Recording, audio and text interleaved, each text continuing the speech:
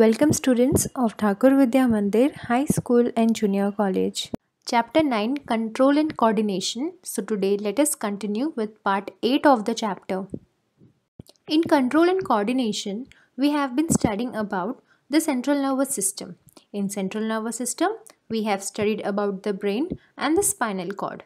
So today let us continue with peripheral nervous system, that is PNS. Peripheral nervous system, that is PNS. It is the system which connects the central nervous system to the different parts of the body having receptors and effectors.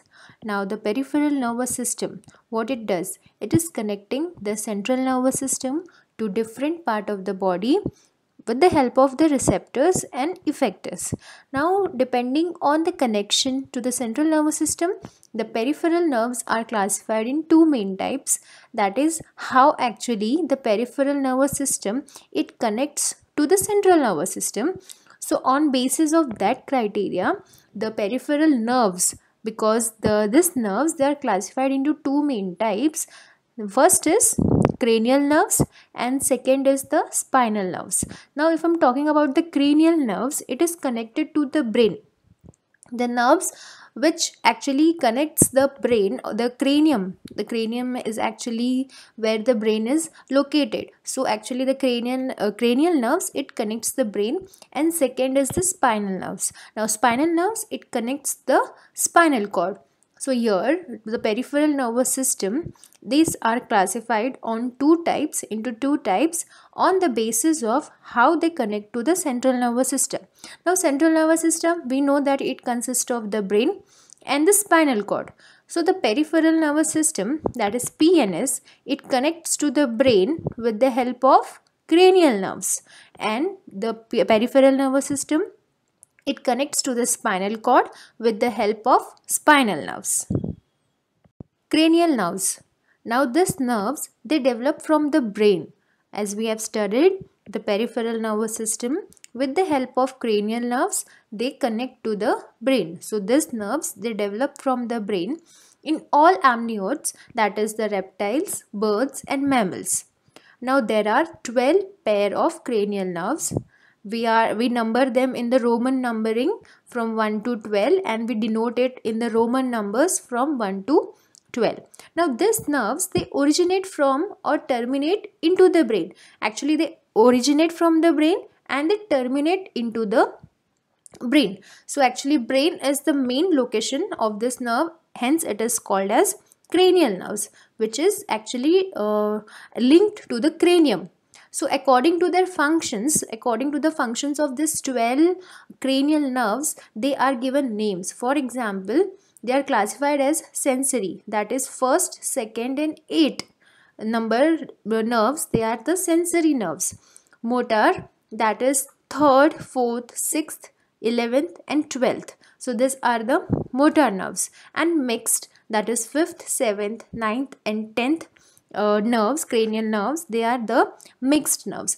Now as their function is, for example, the function of sensing, the function of actually affecting, or you can call the both. So according to the function they are classified as sensory, motor and mixed nerves. So there are 12 pair of cranial nerves which are numbered in the Roman numbers, that is 1 to 12, and the most important part is these nerves they originate or terminate into the brain. They originate from the brain and terminate into the brain. Spinal nerves they are connected to the spinal cord. So there are 31 pairs of spinal nerves which originate from the spinal cord. They are mixed nerves and they provide two-way communication between the spinal cord and part of the upper and lower, that is limb, neck and trunk. So actually they have two-way communication. One is sending the message and second is receiving the message between the upper and lower limbs, neck and trunk. So in short they are controlling the entire body, they are communicating with the entire body, and this is very important, there are 31 pairs of spinal nerves. So if we are talking about the groups, what are the actually name of those nerves. So there are cervical, thoracic, lumbar, sacral and coccygeal. So here, like cervical, that is there are 8. They are situated in the neck region, that is they are from C1 to C8. They are named. We know that we are studying 31 pairs of spinal nerves. So they are grouped in cervical, thoracic, lumbar, sacral and coccygeal. So here cervical, there are 8 pairs. We name them as from C1 to C8 and they are situated in the neck region. Next is thoracic. There are 12 pairs of thoraces and we name them from T1 to T12 and they are in the thorax region. Hence the name is thoracic. They are in the thorax region. Next is lumbar. There are 5 pairs of lumbar spinal nerves. They are named L1 to L5 and they are situated in the abdomen. Next is sacral. They are also 5 pairs and they are named as S1 to S5 and they are situated in the pelvis region. And coccygeal, that is only 1 pair and it is named as CO1 and it is situated in the coccyx region of the vertebral column. So for you all, it is very important to know the name of this all 5 group of nerves, that is cervical, thoracic, lumbar, sacral and coccygeal, and number of pairs and the namings and the region. The peripheral nervous system, it consists of the cranial nerves and spinal nerves. The groups of spinal nerves we have studied. Now here are the groups of cranial nerves.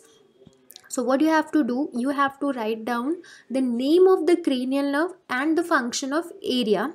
For example, olfactory, the sensor is nose. Optic, the sensor is eye. So in that way you have to mention the cranial nerves along with the functions which is mentioned over here. Autonomic nervous system, that is ANS. So autonomic nervous system, it transmit impulses from central nervous system to the involuntary organs and smooth muscles of the body. So autonomic nervous system, what it is doing, it is transmitting impulses. Now impulses are the messages from the central nervous system to the involuntary organs and smooth muscles of the body. Now autonomic nervous system, it consists of special set of peripheral nerves that regulate the activities of involuntary organs like cardiac muscles, smooth muscles and glands. As we know, involuntary organs. Now what does this word mean?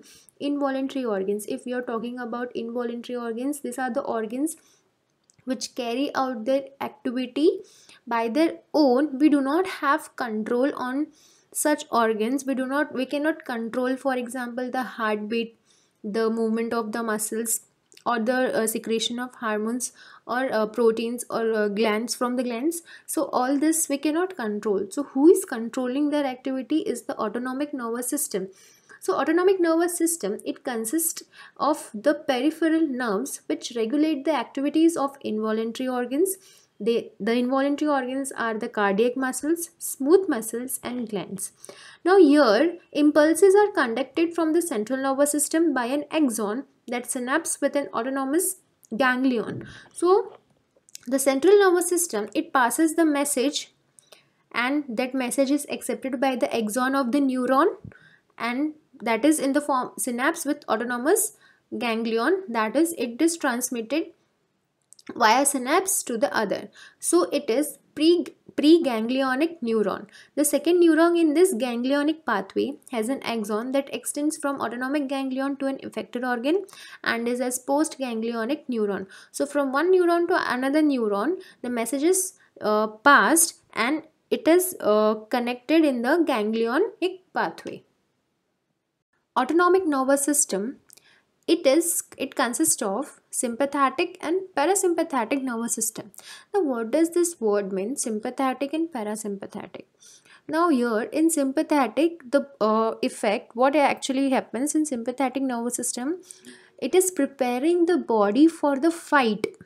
It is preparing the body to actually act accordingly to fight And in parasympathetic is opposite. Parasympathetic nervous system is saying to stay calm, composed and relaxed, and sympathetic nervous system is saying to always fight and always be on a working mode.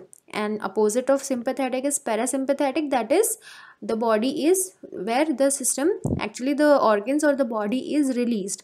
For example, if you are talking about heartbeat, so in sympathetic effect increases, parasympathetic decreases.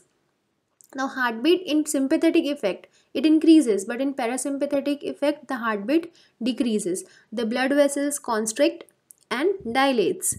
The pupil of the eye dilates and constricts. Urinary bladder, they relaxes the bladder and contracts the bladder in sympathetic or parasympathetic effect. So here the organ is mentioned, the sympathetic effect. In sympathetic effect, how these organs will react, that is mentioned, and in parasympathetic effect how this organ will react, that is mentioned. So here if you can see, in parasympathetic effect all the organs are relaxed, calm, composed, and in sympathetic effect all the organs are working, they are fighting, they are working. So that is controlled by the autonomic nervous system. So students, I hope you all must have understood about the peripheral nervous system and the autonomic nervous system. So I want you all to just go through this part of the chapter and do the assignment. Thank you.